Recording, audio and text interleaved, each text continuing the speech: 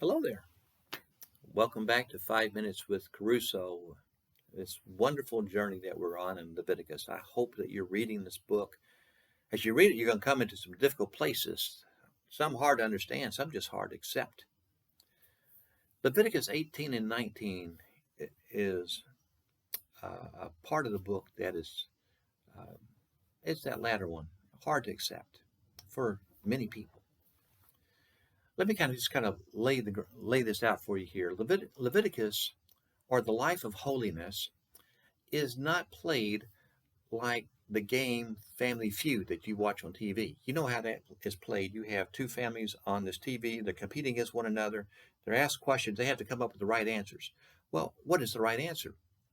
The right answers are based on 100 people being surveyed, and they're the most popular answers. Those are the correct answers in that game. Well, that's not holiness. That's not life with God. God says there's a different standard.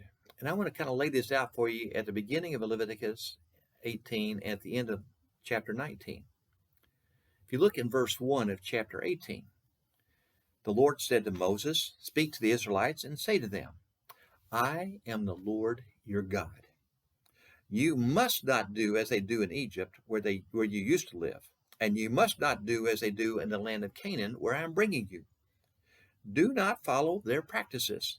Throw out this popular stuff here, okay? This is not what it's going to be. This is not holiness. You must obey my laws and be careful to obey my decrees. I am the Lord your God. Keep my decrees and my laws, for the person who obeys them will live by them. I am the Lord your God.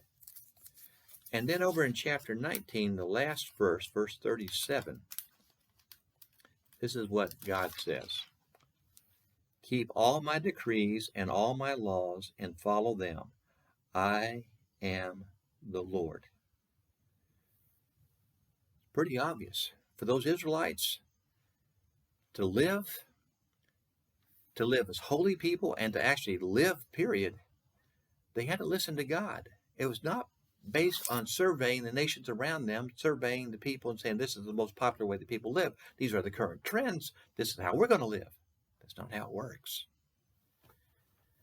If you want to live a holy life, if you want to live, you have to follow God.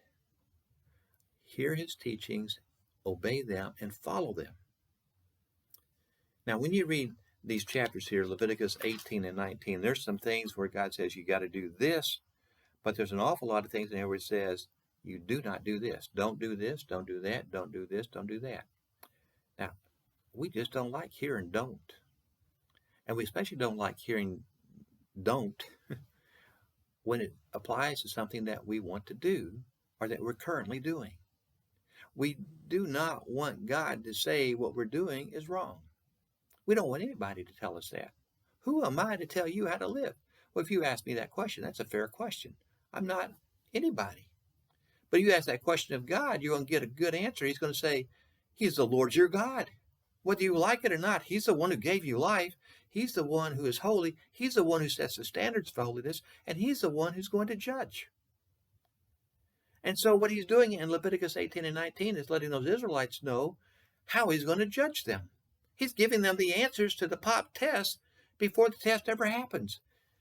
You and I get those answers from God. When we read the Bible, we find out what's good in God's eyes, what's bad in God's eyes. And he's saying, listen to him. You read Leviticus 18 and 19, there's going to be some things that you may not want to hear.